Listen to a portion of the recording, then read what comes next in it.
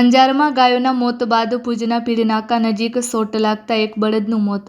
ભીડનાકા નજીક ઘાસચારા માર્કેટની સામે સીસીટીવી કેમેરાના પોલમાં શોર્ટ સર્કિટ થતાં એક બળદનું મોત. સ્થાનિક લોકોએ પોલની ફરતે પથ્થર અને ચૂનાથી સર્કલ બનાવ્યું, જેનાથી લોકોની નજર પડે અને કોઈ મોટી દુર્ઘટના થતી અટકે.